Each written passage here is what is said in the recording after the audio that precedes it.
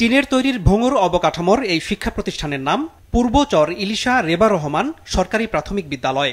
ভোলার সদর উপজেলার এই প্রতিষ্ঠানটি একদিক থেকে পড়াশোনার অনুপযোগী, অন্যদিকে কাঠামোটিতে রয়েছে দুর্ঘটনার ঝুঁকিও। টিনের স্কুল, কিন্তু সেই স্কুলে পানি পড়ে আর অনেক গরম, থাকতে কষ্ট হয়। ওখানে একটা পাকা ভবন দরকার।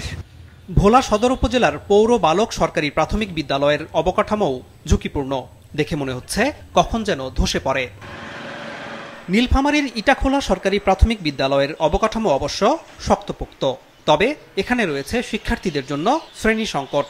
দেশের অনেক এলাকাতেই প্রাথমিক বিদ্যালয়গুলোতে এমন দুর্দশা রয়েছে। এমন বাস্তবতার পরও 2025-26 অর্থ বছরের বাজেটে প্রাথমিক ও গণশিক্ষা খাতে গতবারের তুলনায় 3,416 কোটি টাকা বরাদ্দ কমানো হয়েছে। এবার এই মন্ত্রণালয়ের জন্য মোট বরাদ্দ 35,403 কোটি টাকা। নতুন অর্থ বছরে প্রাথমিক ও গণশিক্ষা মন্ত্রণালয়ে এভাবে বরাদ্দ কমানোকে অযৌক্তিক হিসেবে দেখছেন শিক্ষকরা। পৃথিবীর প্রত্যেকটি উন্নয়নশীল দেশেই প্রতি বছর তাদের বাজেটে প্রাথমিক শিক্ষার জন্য বাজেট বৃদ্ধি করা হয়। সেখানে দেখলাম আমাদের বাংলাদেশে এটা ব্যতিক্রম, এবার আরও কমানো হয়েছে। এটা আমাদের প্রাথমিক শিক্ষার জন্য এবং জাতিকরণের জন্য একটা হুমকি স্বরূপ বলে আমি মনে করি। চরাঞ্চলে এবং গ্রাম অঞ্চলে অনেক স্কুল শিক্ষা ব্যবস্থা থেকে পিছিয়ে আছে, আধুনিকতার ছোঁয়া অনেকখানি লাগে নাই। ভবিষ্যৎ বাজেটে অর্থনৈতিক বাজেট কমিয়ে দেওয়া হয়, তাহলে শিক্ষা খাতে অনেক বড় রকমের সমস্যা হবে। আমাদের কথাটা আরেকটু ভেবে দেখে আমাদের এই বাজেট বরাদ্দটা প্রাথমিক গণশিক্ষা মন্ত্রণালয়ে বাড়ানো যায় কিনা।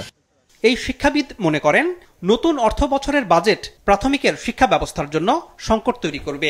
যে প্রাথমিক শিক্ষার কিন্তু বিকাশ আমাদের এখনো পরিপূর্ণ হয়নি। আমরা না পেরেছি পরিমাণগত বিকাশ পরিপূর্ণভাবে করতে, এবং না পেরেছি আমরা গুণগত শিক্ষার দিকে গুরুত্ব আরোপ করতে। 1.5 বছরের প্রশিক্ষণের সুযোগ একজন শিক্ষককে নিশ্চয়ই তার গুণগত মান অনেক উন্নত করতো।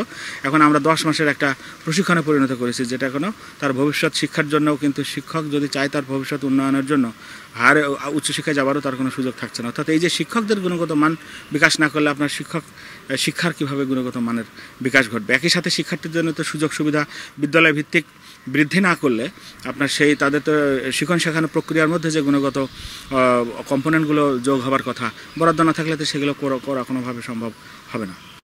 আগে মাদ্রাসা খাত অবহেলিত ছিল। তাছাড়া গত কয়েক বছর ধরে মাদ্রাসায় শিক্ষার্থী ভর্তি বেড়েছে। সেই কারণ দেখিয়ে এবার এই খাতে বাজেট বৃদ্ধি করা হয়েছে। কারিগরি ও মাদ্রাসা বিভাগের জন্য 12,678 কোটি টাকা বরাদ্দের প্রস্তাব করা হয়েছে। বিদায়ী অর্থ বছরে যা ছিল 11,783 কোটি টাকা। আর মাধ্যমিক ও উচ্চশিক্ষা বিভাগে এবার 47,563 কোটি টাকা বরাদ্দের প্রস্তাব করা হয়েছে।